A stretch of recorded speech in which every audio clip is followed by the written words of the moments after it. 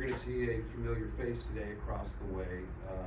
What's different about this version of Priester than maybe when he left the organization? Yeah, just maybe add in different pitch in there with the cutter, but still pretty same repertoire. He's pitching with confidence, and really, obviously tonight want to beat him, but really like Q and happy to see him having success, and hopefully we score 10 tonight. But it's the hard thing in the sport that when trading a guy that you like and that is a big prospect for you, we need bats, and to be able to get York and add his bat to the organization was big. Yeah, there's a little intrigue to it that you have York in the lineup against Priester. Is that intentional, or do you just want to get him some time at second base? Or? Yeah, and just get him in the line. Yeah, we just want to get him in there as much as we can. Good opportunities against lefties, but also trying to find ways to get him in there against right-handers as well. And get him time at second base too. Get Nick some time at short. And get Nick some time at short. Triolo some time at third base, and find ways to, like we talked about before. It's gonna be fluid, trying to find ways to get everybody in and get them the experience and get their bats in the lineup. Why Nick at short? Was that for Nick at short, or was it for maybe York at second? Can you give me a little more into that? So York, it's to get York in at second. Okay. And then Nick has played some short last year, a little bit this year, and Triolo. So it kept Nick second and short, and keeps Triolo short and third, as opposed to bouncing Nick over third, and then he's playing three, wanting to keep him up the middle with Triolo's experience at third base. Nick could play third in a pinch, I suppose. In a pinch, yeah. Okay, but you would never want to explore that, really? Gonzalez at third? Maybe down the road. He's taking ground balls at short throughout the year, just to keep his feet moving. Felt like more comfortable over there right now. You guys come in at least under your tenure. You guys have had a lot of success against some of the better teams in the MLB at home. The Brewers are also up there as well. What do you think's been the ingredients for success against some of the better teams at home this season? I just love the way that we're playing right now. And I think that we've shown that. I was talking a little bit earlier about, I thought the one series that was really big was the series against Detroit, coming off All-Star break, got swept by the White Sox, which is tough to go through, coming off the break and, expecting more in that, and just the way that the guys bounce back against a really good Tigers team, and talking through that offensive approach and the commitment to it. And I think we saw that with Flaherty and Mize, and I think that was the start of really diving into that commitment to the approach, and the way that the offense has started to get legs, if you will, in that approach, and finding ways to play more of a team first caliber offense. And I think that yesterday was really good. I mean, when you talk about the approach off of a guy like Blake Snell, the at-bats that we had, the way that we ran the bases, I mean, the one inning where Triolo ends up scoring, Nick goes first to third, and Reynolds follows him in, and now we got second and third in a situation where, the guy on second probably scores, but the other guy on a base hit to left field, maybe might not go. And for us to end up second and third in that situation, and Brian Reynolds, it looked like a delay steal. The way that he ended up taking second base on that ball in the dirt was unbelievable, in how he read that. When you talked about that last night, you said that's Pirates baseball. What do you want the identity of this team to be under your leadership, with you as the manager? What's Pirates baseball got to look like for you to be a winning club? Being aggressive, and being aggressive in the right situations without being afraid of failure. We need to understand the situation beforehand, understand the score, the inning, everything that goes into it, understand who the outfielders are, how they throw, and then go play the game. Find a way to, and it's not always going to be perfect. We're going to get thrown out. There's going to be times that we try to steal and we get caught. But how do we do it in the right way to be aggressive and put pressure on the defense to stop us, basically? I'm sorry. Go ahead. Where have you found the buy-in? Like, where have you seen the team maybe change the way they're looking at that and buy into that approach? Is there a series or a time, like a month, that you've seen that it's really something that's clicked for them? Well, I thought that the team first offensive identity started with Detroit, and building that. I think from a base running perspective, you know, I feel like it's just continued to build on that offensive team first approach. That was the first time it was really evident to me, was that series with Detroit after a tough series against the White Sox, and then to build on that team first offensive identity with that team first base running type mentality, and Brian leads in that. I mean, he is super prepared, always anticipating, knows the scores. You know, Triolo has been great at the top, and you don't have to be fast to do it. I mean, I don't even think we talked about it a lot. Henry Davis scoring from first the other day on the Triolo double was, I think, epitomized that as well. I mean, that ball didn't get all the way to the wall, I don't think, and he scored easy. He didn't have to slide, and that is like that's the mindset. So you don't have to be fast to be a good base runner. How do you be a good teammate and be prepared and run the bases like that on a consistent basis? You talked about bouncing back. You used that word. I feel like you guys have had a lot of those bounce back moments where something ugly would happen over the course of a week or a series, and you guys respond with something good.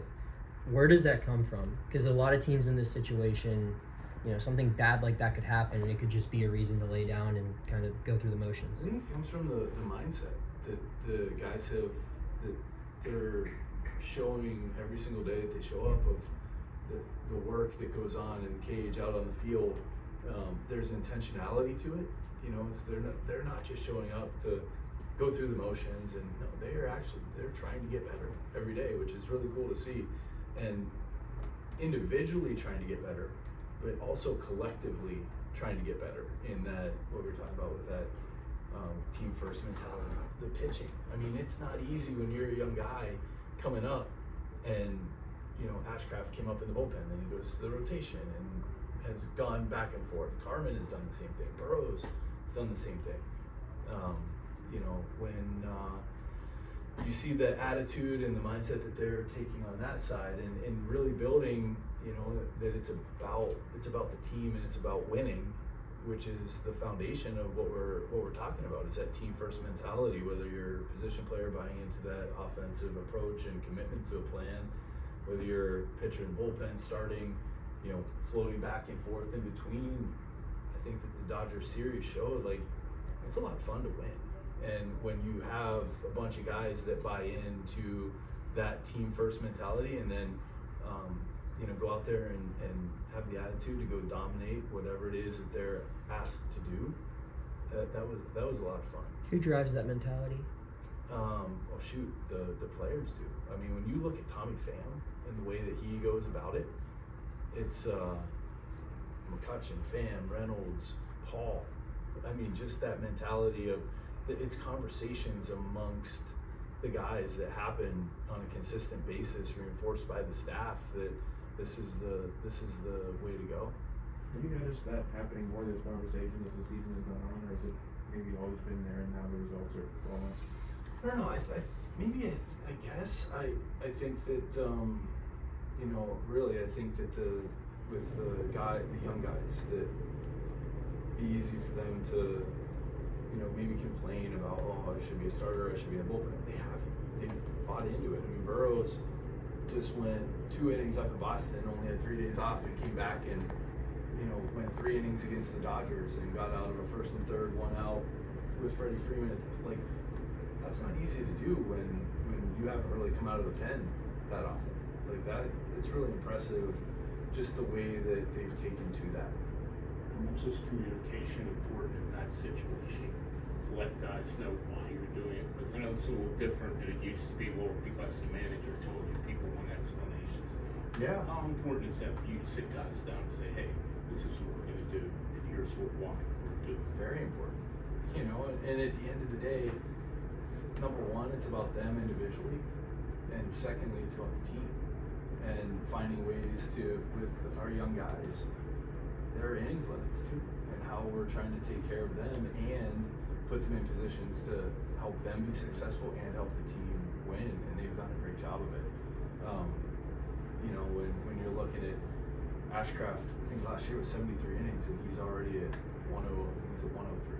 You know, and he's going to pitch all the way to the end of the season. How do we manage that? How do we put him in the best situation and continue to push forward and to win baseball games?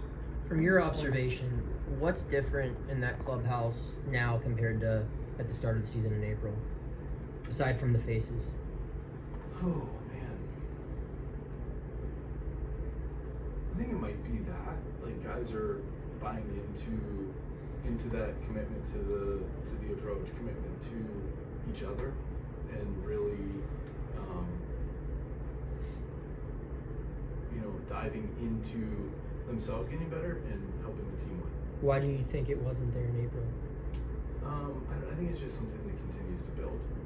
How do you explain the difference between your home record and your away record? It's become a very difficult team to play at home, but it's a completely different team on the road. You knew it was coming. So. Yeah, well, Right.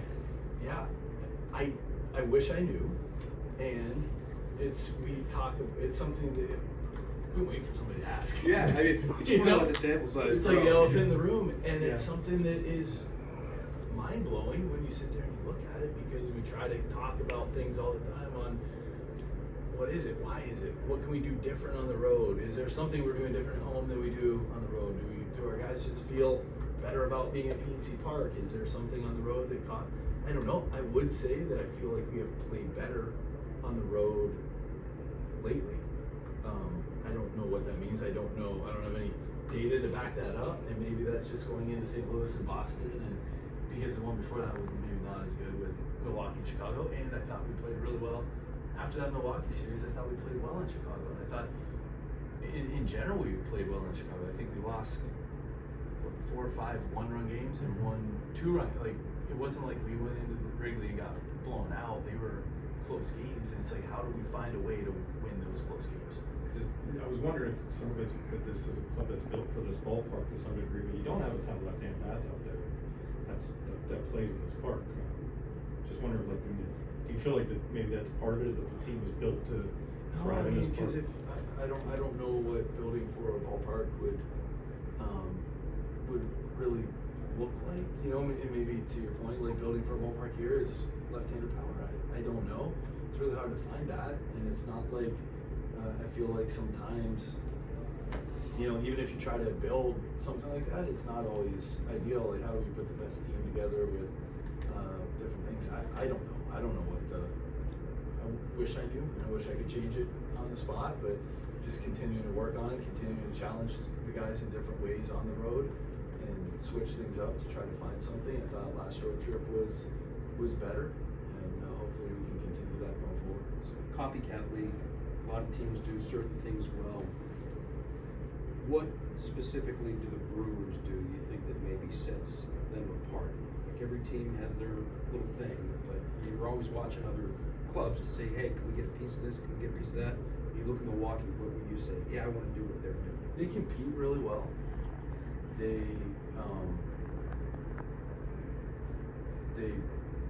battle at the plate. There are tough outs, and they play really good defense, which makes them really tough. When you talk about the way that they're able to foul pitches off and work counts and find a way to wear pitchers down, and then they run. They're aggressive on the bases too. I wanted to double back to what Noah asked about the resiliency, and you have like a real down. A lot of that's under the culture that builds the clubhouse and the organization. How much of that comes from a manager building the culture, or is it all player driven? I feel like it's player driven, just because when you sit there and when guys are pushing that in there, the way that they go about it, we can have conversations. Ultimately, it comes from the players and how they continue to spread that and hold each other accountable to getting better and finding ways to do that. Because if you don't have the buy-in in the clubhouse, you're not going to be able to build it and spread it. And you mentioned Fan being central to that. You kind of lit up when you were quick to give him credit. Obviously, his situation is what it is with his contract. Maybe it's a better question for Ben, but it seems like you advocate for him being back here next year. And I think that when you look at what he's been able to do this year, you know, with him and Kutch leading in there, and Brian and Paul and Mitch. The way what stands out to me with Tommy in particular is that he was down and out. Like he was discarded. We had given up. Like there were things that were going, and he came back up off the mat fighting, and that's the spirit that you're looking for. That's the fight. That's that blue collar mentality that Pittsburghers have, not giving up and continuing to grind and fight. And he's shown that this year of like he hasn't changed his work as a person, anything, going through all of it from when he was down and not hitting and to now he's still the same guy, still doing everything the same way and continuing to fight and grind, and it's been really impressive. With his condition, is that something that just technically, and I don't know, this is more like a rule thing, but can you go on the IL for that, and can you like kind of pack it in? I'm just thinking of like a veteran, you know, my vision is what it is, I can shut it down, take my money, go home, and then I have no idea. I don't know. I don't either, but he never used it as an excuse. He just continued to fight on, which is really impressive. Because you know some veterans, right? They're watching the service time clock, or you know they're already at their career, and they can just say, all right, I'm good, and then go drift away on their boat. Yeah, and Which has happened Yeah, before. I don't know. Which has happened before here, as you probably know. I'm not sure, but that's not Tommy. Right. Okay.